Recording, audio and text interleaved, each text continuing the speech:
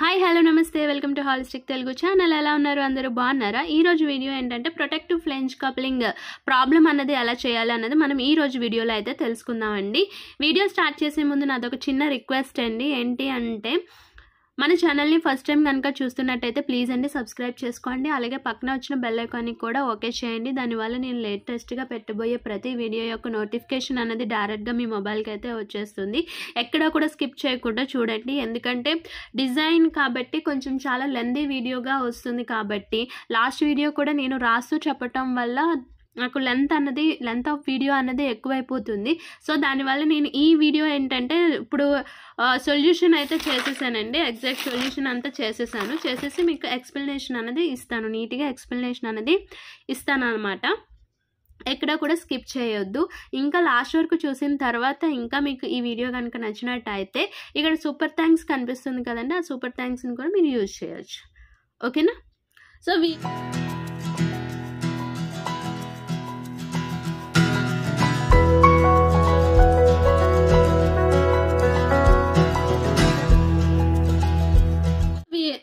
Problem ఏంటంటే design A protective of CI flange coupling for a steel shaft transmitting 15 kilowatts at 200 rpm having an allowable shear stress of 40 Newton per mm square. The working stress in the bolt should not exceed 30 Newton per mm square. Assume that the same material is used for the shaft and key and that the crushing stress is twice value of its shear stress. The maximum torque is 25% greater than the full load of torque.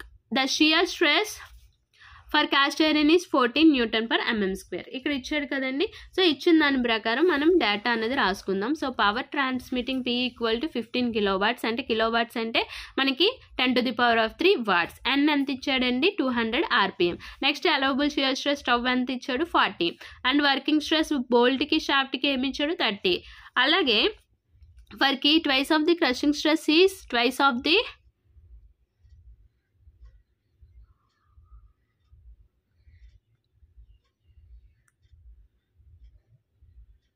and key. Okay, twice of the crushing stress is crushing stress is twice of the value of shear stress. Okay, ఇక్కడ మనకి 25% అనేది ఇచ్చాడు కాబట్టి ఎలా చేయాలో నేను already last వీడియోలో చెప్పాను. 25% అంటే 25 డివైడెడ్ బై 100 అంటే మనకు ఆల్రెడీ ఇక్కడ 100% ఉంటుంది కాబట్టి 100 అంటే 1 ప్లస్ 0.25 1.25. సో టీ మ్యాక్స్ కావాలి అంటే మనకి ఏంటండి 1.25 ఇంటూ టీ మీన్ చేస్తేనే మనకి టీ మ్యాక్స్ అనేది వస్తుంది. సో ఫస్ట్ మనం చేయాల్సింది ఏంటంటే డిజైన్ ఆఫ్ షాఫ్ట్లో P equal to 2πnt/60 first formula. దాని నుంచి ఏది ఫైండ్ అవుట్ చేయాలి? మనం టీ అనేది ఫైండ్ అవుట్ చేయాలి. టీ ఈక్వల్ టు అంటే ఇక్కడ మీను మ్యాక్స్ అన్నాడు కాబట్టి టీ మీన్ అవుతుంది. ఇది 60 ఇంటూ P/2πn. 60 ఇంటూ P అంటే 15 into 10⁻³ and 2 into π into 200. Okay, calculate చేస్తే 716.1972439 న్యూటన్ మీటర్స్ అన్నవి వచ్చాయి. సో న్యూటన్ మీటర్స్లో న్యూటన్ ఎంఎం ఎలా చేంజ్ చేస్తామండి? ఇంటూ 10⁻³ ఇంటూ 10⁻³ చేస్తే మనకి 71697.2439 న్యూటన్ ఎంఎం. కానీ మనకి టీ మ్యాక్స్ అన్నది కావాలి. టీ మ్యాక్స్ ఈక్వల్ టు అంటే 1.25 into T mean. So 1.25 into T mean value వేస్తే మనకి ఎంత వచ్చిందండి? క్యాలిక్యులేట్ చేస్తే 895246.5549 న్యూటన్ ఎంఎం. అంటే ఇప్పుడు ఈ టీ మ్యాక్స్ వాల్యూనే మనము ఎక్కడ యూజ్ చేసినా ఆ వాల్యూనే వేయాలి, టీ మీన్ వాల్యూ కాదు. So diameter of the shaft, first shaft కదా, డిజైన్ ఆఫ్ షాఫ్ట్లో మనం ఏంటి ఫైండ్ అవుట్ చేస్తాం? డయామీటర్ కదా ఫైండ్ అవుట్ చేస్తాం. So T equal to πd³/16 into tau. మనకి డి కావాలి అంటే √16t/π/τ. 16 cube √16 895246.5549 divided by π into 40. Calculate చేస్తే 48.5 mm. దాన్ని నియర్ టు 50గా నేను కన్సిడర్ చేసుకున్నాను. సో డిజైన్ ఆఫ్ హబ్ అన్నది ఫైండ్ అవుట్ చేయాలి. డిజైన్ ఆఫ్ హబ్ లాస్ట్ మోడల్లో మనం ఎలాగైతే చేసామంటే ఫ్లేంజ్ కప్లింగ్కి ఎలాగైతే చేసామో సేమ్ అండి అదే. Inside diameter of the hub D equal to 50. Outer diameter of the hub capital D equal 2 into D అంటే 100 mm. And length of the hub L equal to 1.5 D అంటే 1.5 ఇంటూ 50 75 mm. నెక్స్ట్ ఇక్కడ induced shear stress అన్నది find out చేయాలి. Induced shear stress మనకి T equal to pi d⁴ - d అదే capital d⁴ - small d⁴ by 16d into τ1. ఇక్కడ మనకి కావాల్సింది ఏంటంటే τ1 అన్నది కావాలి. τ1 equal to 16d dt by pi capital d⁴ - small d⁴. So ఈ వాల్యూలన్నీ వేసుకొని క్యాలిక్యులేట్ చేస్తే మనకి 4.86 అన్నది వచ్చింది Newton/mm². So induced shear stress is less than the value of permissible stress.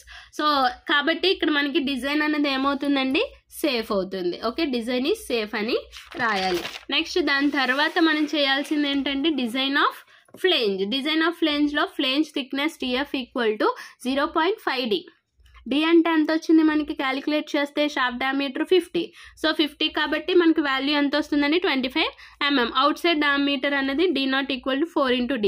So 4 × D చేస్తే మనకి 200 mm అనేది వస్తుంది. సో థిక్నెస్ ఆఫ్ ప్రొటెక్టివ్ ఇదొక్కటి యాడ్ అవుతుందండి మనకి డిజైన్ ఆఫ్ ఫ్లేంజ్లో. Thickness of protective circumference flange అన్నది మనం ఫైండ్ అవుట్ చేయాలి. So TFC equal to 0.25d. 0.25 × 50 equal 12.5 mm. Okay, ఇది ఒక్కటే యాడ్ అయింది నాకు ఇక్కడ. ప్రొటెక్టివ్ అంటే ప్రొటెక్టివ్కి దీనికి ఏంటంటే ఈ ఒక్క పాయింట్ అనేది యాడ్ అయింది, మిగతా ప్రాసెస్ అంతా కామన్. సో ఇండ్యూస్డ్ స్ట్రెస్ అనేది ఫైండ్ అవుట్ చేయాలి. So T equal to bracket open πd TF bracket close τ1 d/2. τ1 అనేది ఫైండ్ అవుట్ చేయాలి. సో ఫైండ్ అవుట్ చేయాలంటే 2t/πd² TF. సో క్యాలిక్యులేట్ చేస్తే మనకి 2.279 అన్నది వచ్చింది. So induced stress is less than the permissible stress value, hence design is safe. Next design of keys. Width అంటే d/4, thickness అంటే d/6 and length అంటే మనకి length of the hub ఎంతైతే వచ్చిందో అంతే కాబట్టి 75. ఇండ్యూస్డ్ షియర్ స్ట్రెస్కి వచ్చేసరికి T equal to WL τ d/2. Okay, మనకి ఇందులో నుంచి ఏంటి కావాలి, మనకి τ అన్నది కావాలి. So τ equal to 2t/WLD. మొత్తం వాల్యూస్ అన్నీ వేస్తే మనకి 38.197 అన్నది వచ్చింది. ఇక్కడ మనకి షియర్ స్ట్రెస్ అన్నది కావాలి. ఇక్కడ యాక్చువల్ షియర్ స్ట్రెస్ అంటే ఏంటి, crushing stress is twice of the shear stress అన్నాడు కదా. ఓకే, సో నాకు ఇక్కడ షియర్ స్ట్రెస్ నాకు ఇక్కడ 40 అన్నది వచ్చింది. సో ఇక్కడి వరకు అంటే 40గా కన్సిడర్ చేసుకుంటే 38.17 అయినా ఓకే, లేదు నాకు 38 కూడా నియర్ టు 40 కాబట్టి నేను ఇక్కడ డబ్ల్యూని ఏం చేసుకున్నాను 14గా చేసుకున్నాను.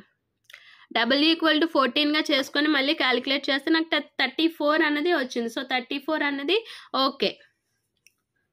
సో అలాగా నేను ఇండ్యూస్డ్ నెక్స్ట్ క్రషింగ్ స్ట్రెస్ అన్నది చేశాను. T equal to capital T equal to t/2 L sigma C d/2 sigma C equal to 40/TLD. So values అన్నవి వేస్తే నాకు 68.20 అన్నది వచ్చింది. T ఈక్వల్ 14 చేసుకుంటే నాకు 14 కాకుండా 15. ఓకే, 15 చేసుకుంటే సిగ్మా C ఈక్వల్ నాకు ఎంత వచ్చింది 63.66 అన్నది వచ్చింది. ఎందుకంటే దీనికి ఇక్కడ crushing stress equal twice of the shear stress అన్నారు కాబట్టి దీనికి నేను కంపారిజన్ చేసుకున్నాను. So 63. So induced stresses is less than the permissible value, the design is safe. Next design of bolts అనేవి చేయాలి. ఈ డిజైన్ ఆఫ్ బోల్స్లో పిచ్ సర్కిల్ డయామీటర్ DP అనేది 3D. So 3 × 50 150 mm. అండ్ ఇక్కడ అజ్యూమ్ చేసుకుని అంటే D ఈక్వల్ టు 50 అయితే మనకి N అన్నది 4 అవుతుంది. సో అజ్యూమ్ చేసుకుంటే మనకేంటి షియర్ స్ట్రెంత్ అన్నది మనం కన్సిడర్ చేసుకోవాలి. దీని నుంచి మనం ఏంటి ఫైండ్ అవుట్ చేయాలి, D1 అన్నది ఫైండ్ అవుట్ చేయాలి. T equal to πd1² /4 × N × τ dp/2.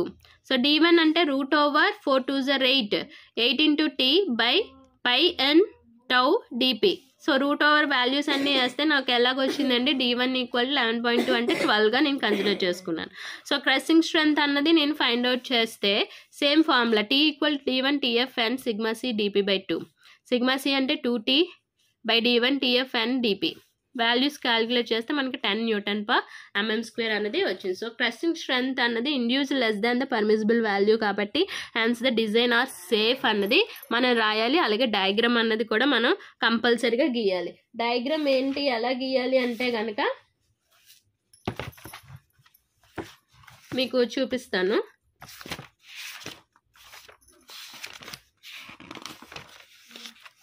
ఇది ప్రొటెక్టివ్, అంటే బోల్స్కి ఇలా ఒక లైన్ అనేది వస్తుంది అనమాట. ఇది ప్రొటెక్టెడ్ టైప్ ఫ్లేంజ్ కప్లింగ్, ఇది అన్ప్రొటెక్టెడ్ ఆఫ్ ఫ్లేంజ్ కప్లింగ్. ఈ డిఫరెన్సెస్ తెలియాలి. మొత్తం అన్నీ కామన్గానే ఉంటాయండి. సో ఇలాగా మీరు క్యాలిక్యులేట్ చేసుకోవాలి, అలాగే ప్రాక్టీస్ చేయాలి. ఇది మోస్ట్ ఇంపార్టెంట్ క్వశ్చన్. ఓకేనా? ఈ వీడియో కనుక నచ్చినట్టయితే లైక్ చేయండి, షేర్ చేయండి, అలాగే మన ఛానల్ని ఫస్ట్ టైం కనుక చూస్తున్నట్టయితే ప్లీజ్ అండి సబ్స్క్రైబ్ చేసుకోండి. Thank you for watching.